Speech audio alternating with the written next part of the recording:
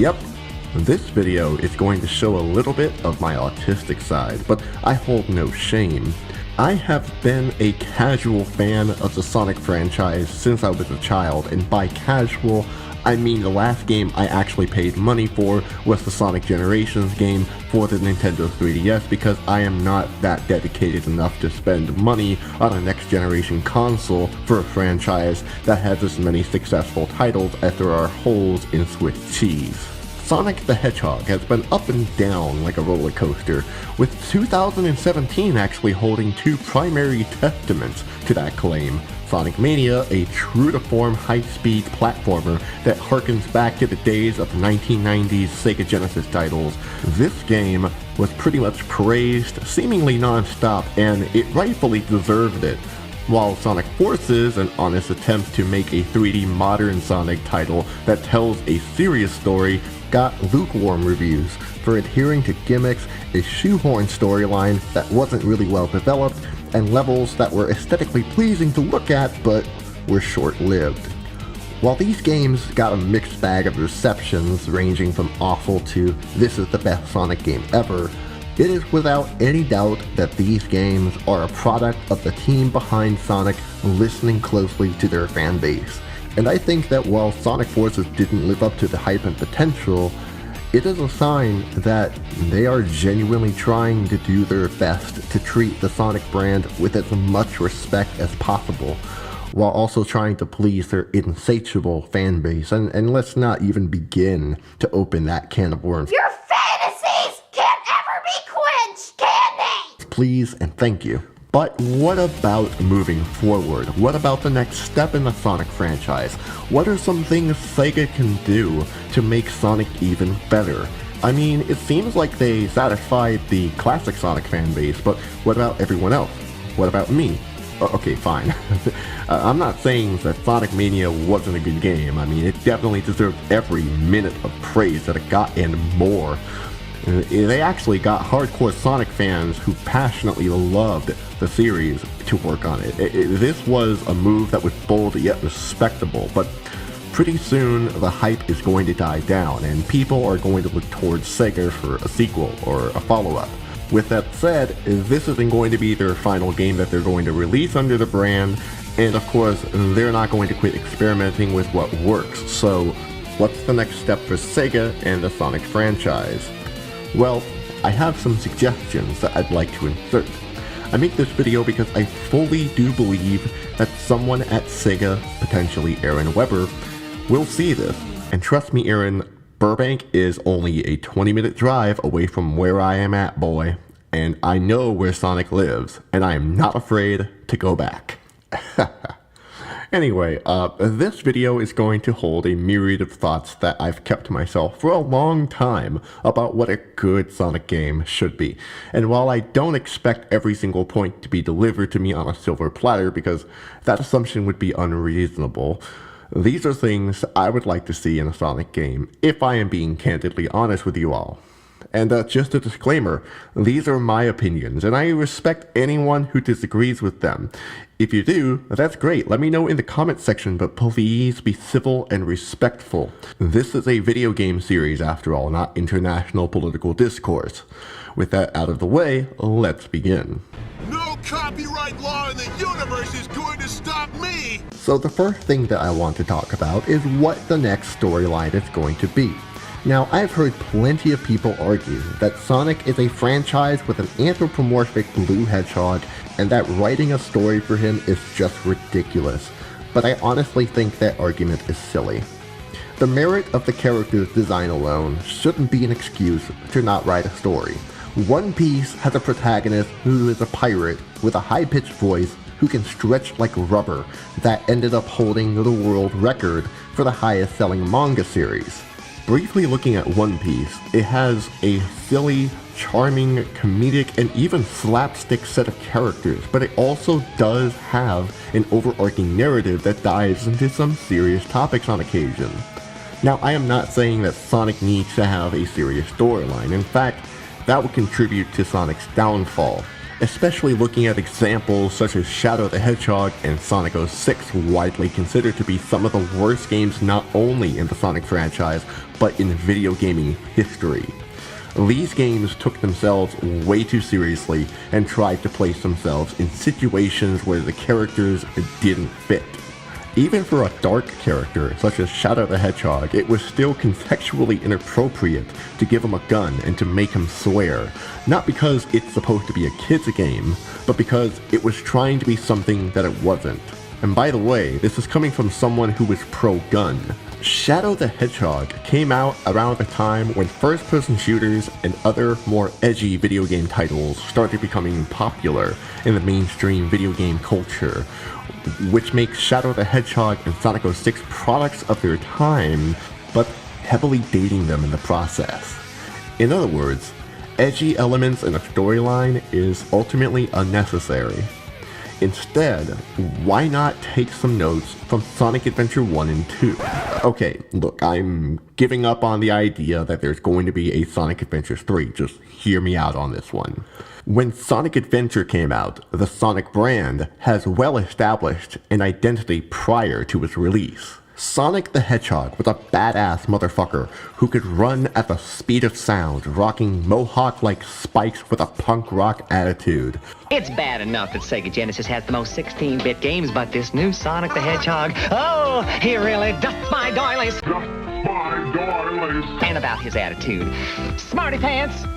Why can't it be more like that nice boy Mario? Oh! Along with the games that came out on the Sega Genesis were the cartoons and comics that gave some context to Sonic's personality and his conflicts with Dr. Robotnik or Dr. Eggman, depending on who you ask. In the 90s, Sonic's anti-authoritarian demeanor made much more sense at the time because Dr. Robotnik was depicted as a plutocratic madman who exploited and enslaved animals by turning them into robots and thus polluted the organic natural environment into a toxic wasteland. Yes, there was an environmental message being made, but it was very subtle. So subtle, in fact, that it served the purpose of complementing Sonic's motive in his quest to defeating the evil Doctor from taking over the world. In that context, Sonic Adventure, while it retains its flaws and is not the strongest title in the series, it had this identity to work with, and it wasn't even called Classic Sonic back then, it was just called Sonic. Where I am getting at with all of this is that this was all built within the world fleshed out in the 90s, the days before the edginess ensued, and it did so masterfully.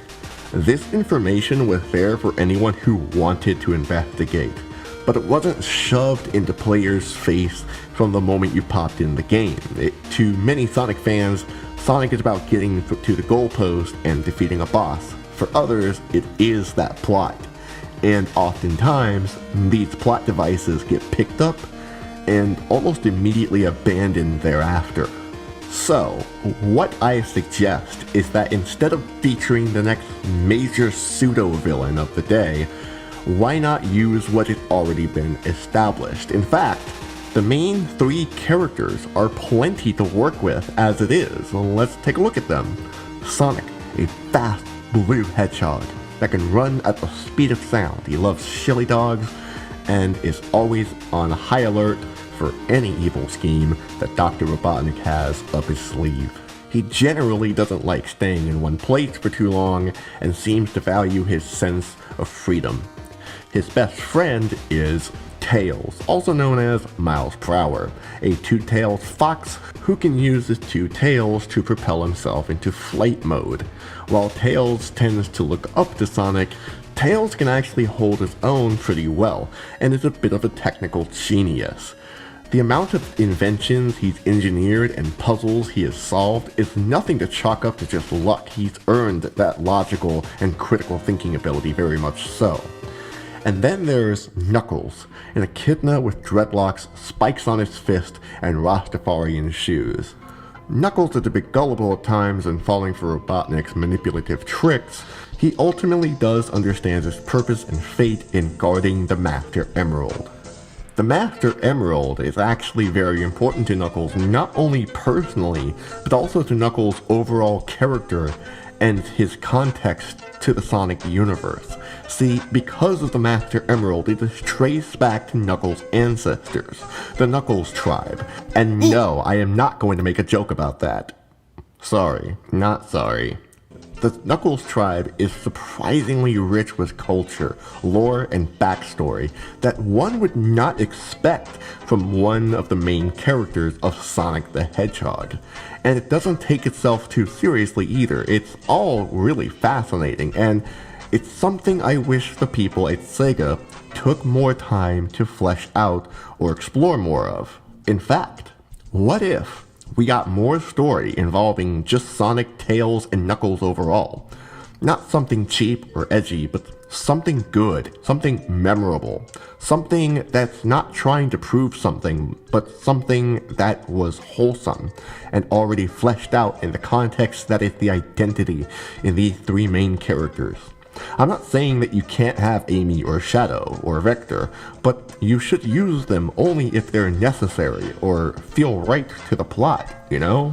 Why not draw up a story that involves Sonic, Tails, and Knuckles having some kind of conflict amongst themselves? Maybe give Dr. Robotnik a motive that isn't taking over the world, but is equally as malicious. Maybe make a prequel game about how Sonic and Tails met. Maybe Knuckles can meet someone who can answer some questions about the Master Emerald.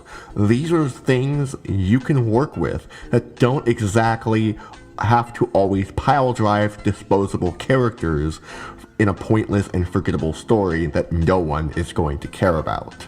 Now, with that being said, I'd like to transition into the next part of this video, and that is the overall feel of the next Sonic game. I don't know, but as good as Sonic Mania and Sonic Generations did, I can't be the only one who felt that the overall aesthetic was, what's the word I'm looking for? Bland. Sonic Generations' story was bland, but an overall presentation felt like I was looking at a blank canvas. Sonic Mania, on the other hand, it was definitely more colorful. It still feels to me like the exterior was made out of Legos. Something to me that doesn't really fit with Sonic's overall personality all that much. And yes, I'm aware that there was a Lego Sonic game. I didn't really care for it.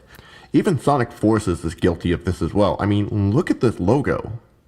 Speaking of Sonic Forces, Sonic Mania, and even Sonic Generations, I can appreciate their attempt to harken back to their roots with polished 16-bit graphics, classic Sonic gameplay, and their Genesis chiptune and Rock and Crush 4D tracks. But look, nostalgia is becoming a redundant concept. The fact that Sonic Generations is 7 years old as of making this video and was an initial start to the games that harken to the good old days is paradoxical in that celebrating nostalgia grows old when the whole identity is completely centered around nostalgia.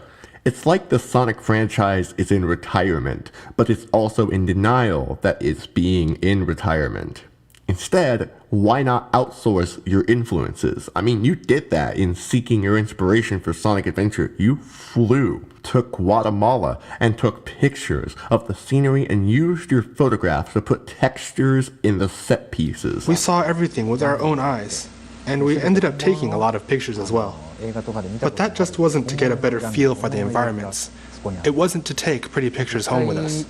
We actually used these pictures as textures in the game to create more realistic environments. For instance, for the rocks and the jungle walls in some of the levels, those are actually pictures taken on our trip. And we feel that this helped create a certain sense of realism in the game that never existed in any previous Sonic game.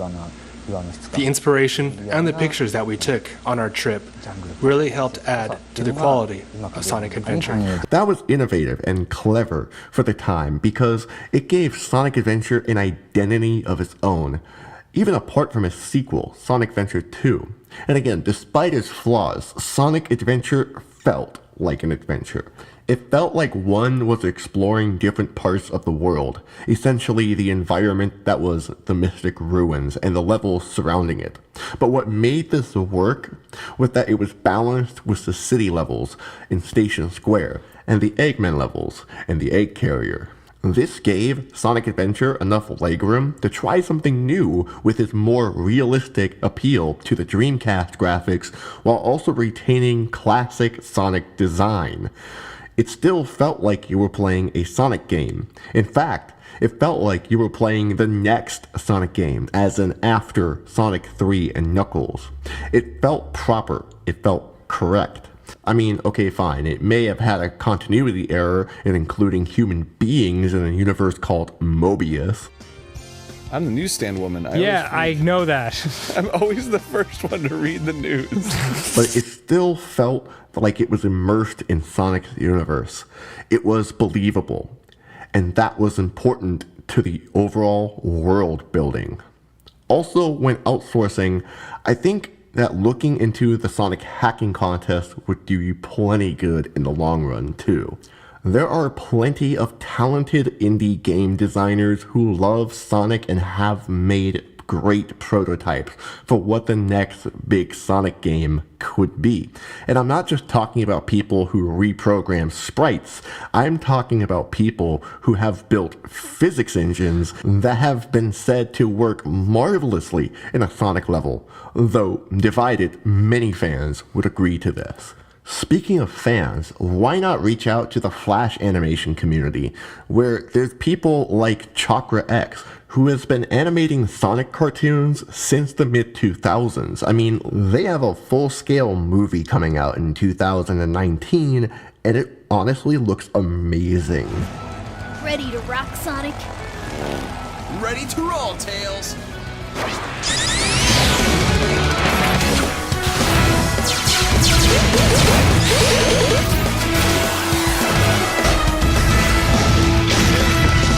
In addition, why not reach out to some other musicians other than Crush 40? Now, I know Crush 40 is a great band, and I gotta give credit where credit is due. Crush 40 is literally the reason why I wanted to learn to play the guitar. I'm not kidding either. I have been in many punk, metal, folk, and ska bands because of it too. But Crush 40 has outlived its relevancy.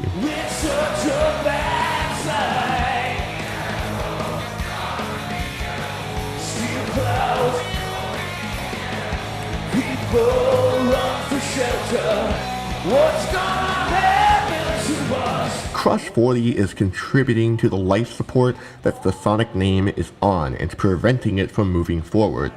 Why not try something different?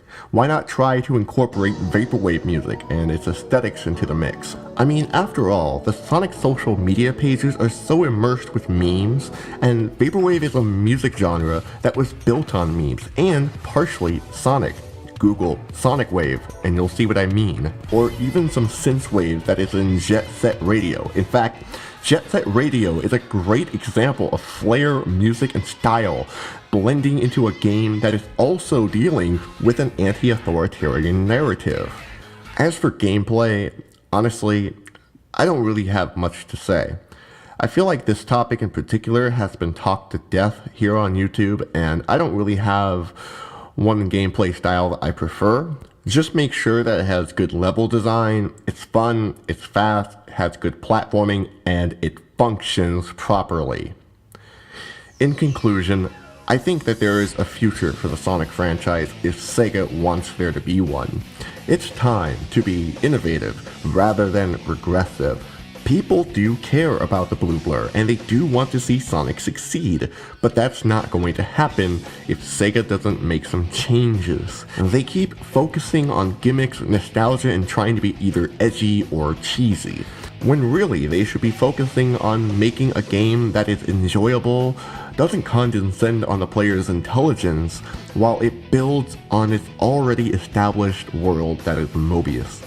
Aaron, if you're watching this, I hope you took some notes, and I hope that you are taking notes from all of the other video essays that talk in extensive detail about the franchise that you represent on your social media pages.